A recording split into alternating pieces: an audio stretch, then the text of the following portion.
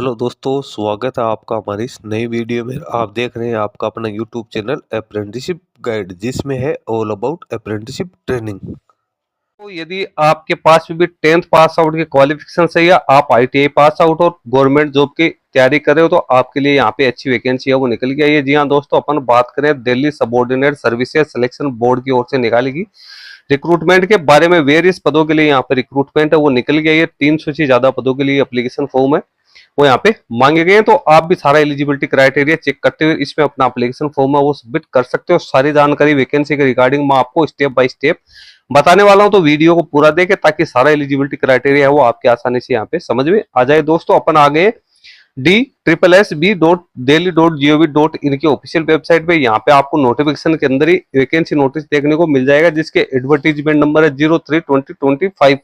और यहाँ पे कॉमन एग्जामिनेशन है वो कंडक्ट की जाएगी कोर्ट अटेंडेंट के लिए, रूम अटेंडेंट के लिए, सिक्योरिटी अटेंडेंट के लिए। आगे व्यू का ऑप्शन दिया हुआ, इस पे आप जैसे क्लिक करोगे तो आप इसका ऑफिशियल नोटिस है वो यहाँ पे डाउनलोड हो जाएगा। 14 अगस्त 2025 को इसका ऑफिशियल जो नोटिस है वो इसकी ऑफिशियल वेबसाइट पे पब्लिश किया गया है। वैकेंसी नोटिस आप देख सकते हो एडवर्टीजमेंट में। सबसे पहले तो यहाँ पे डेडलाइंस है वो आप लोगों को दे रखी है।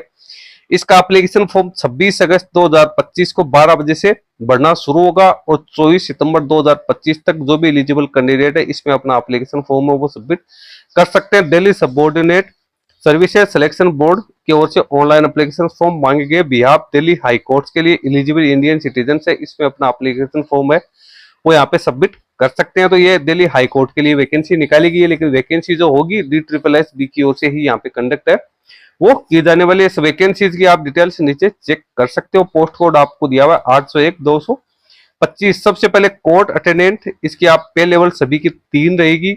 कैटेगरी वाइज ब्रेकअप देख सकते हो। फिजिकल डिसेबल पर्सन है उसकी इंक्लूसिव और ESM है उनकी वैकेंसीज आप देख सकते हो। कोर्ट अटेंडेंट की टोटल 295 वैकेंसी है। फिर कोर्ट अटेंडेंस एस की यहाँ पे 22 वैकेंसी है। कोर्ट अटेंडेंट एल की यहाँ पे 1 वैकेंसी है।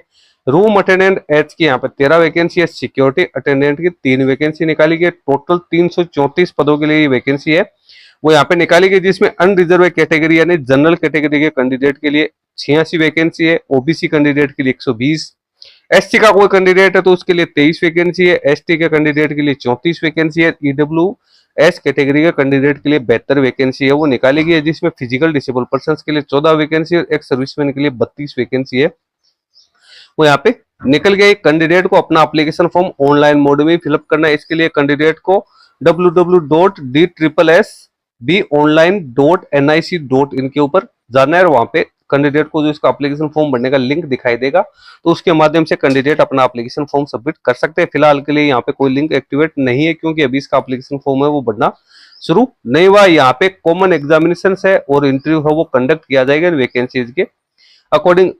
इंपॉर्टेंट नोट आपको यहाँ पे दे रखा है, एप्लीकेशन फॉर्म है ऑनलाइन मोड में एक्सेप्ट यहाँ पे किया जाएगा, जो कि कैंडिडेट है वो फिलअप कर सकते हैं। अब एडवर्टीजमेंट में जो इसके एजुकेशन क्वालिफिकेशन है उसकी जानकारी आप लोगों को दे रखी है।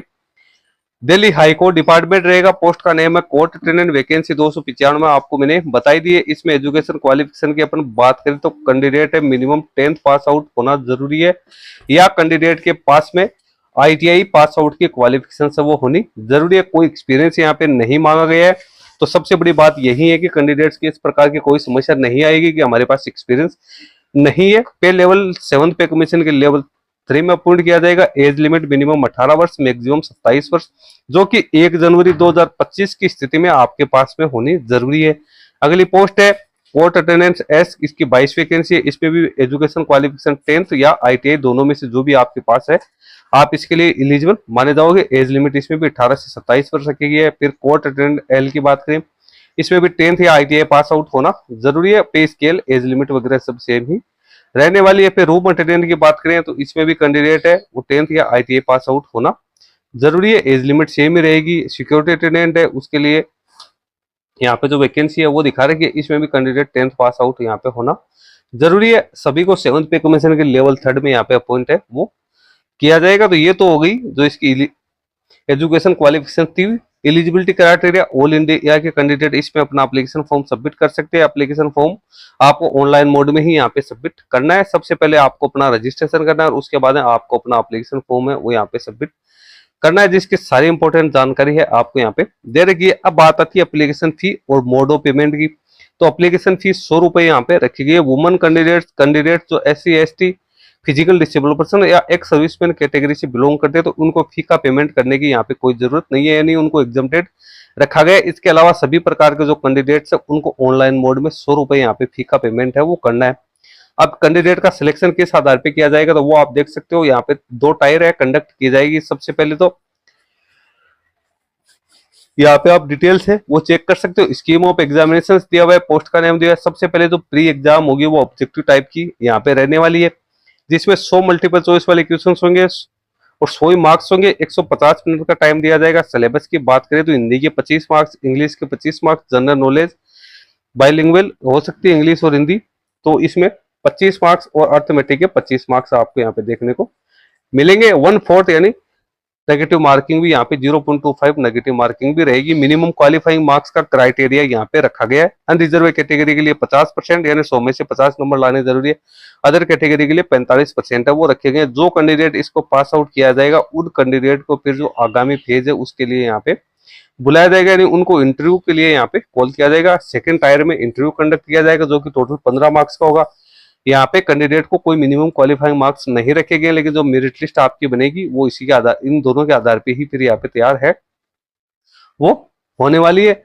तो यहाँ पे सारी जानकारी है वो एग्जाम के रिगार्डिंग भी आपको यहाँ पे दे रखी है। मोड ऑफ सिलेक्शन है उसकी जानकारी आपके बारे में यहाँ पे है वो बता रखी है। उसके बाद में जिन कैंडिडेट को प्रोविजन तौर पे शॉर्ट लिस्टेड किया जाएगा उन कैंडिडेट को फिर डॉक्यूमेंट वेरिफिकेशन के लिए कॉल किया जाएगा, जिसके बाद में कैंडिडेट है उनके यहाँ पे प्रोविजनल तौर पे अपॉइंटमेंट है वो दिया जाएगा। एज रिलैक्सेशन की बात करें तो SC ST के कैंडिडेट को मैक्सिमम 5 साल का, OBC कैंडिडेट को 3 साल का, फिजिकल डिसेबल पर्सन एक सर्विसमैन कैंडिडेट को भी यहाँ पे है वो प्रावधान किया गया है एज में रिलैक्सेशन का, जो आप अपने कैटेगरी के हिसाब से यहाँ पे चेक है वो कर सकते हो। यदि आपकी एज ज्यादा हो रही है 27 वर्ष से तभी आपको इस चीज का लाभ है वो देखने को यहाँ पे मिलेगा। तो दोस्तों इसकी सारी इंपॉर्टेंट जानकारी है वो मैंने आप लोगों के साथ शेयर कर दी है। यहाँ पे कुछ इंस्ट्रक्शंस है, रजिस्ट्रेशन किस प्रकार से होता है OARS पोर्टल के ऊपर, तो उसके बारे में आपको सारी डिटेल्स है वो बता रखी है। तो इसी प्रोसेस को फॉलो करते हुए आप अपना रजिस्ट्रेशन कर सकते हैं। दोस्तों वीडियो यदि आपको अच्छा लगे तो इसको लाइक शेयर करना। कोई क्वेरी या क्वेश्चन है तो आप हमें कमेंट करके भी बता सकते हैं। चैनल को अभी तक आपने ज्वाइन नहीं किया तो इस चैनल को ज्वाइन जरूर कर ले, क्योंकि इस चैनल पे आपको इस प्रकार के नई नई अपडेट्स मिलते रहती है। और खास तौर से इस वैकेंसी की सबसे बड़ी चीज ये है कि इसमें कोई हायर एजुकेशन क्वालिफिकेशन नहीं मांगी गई है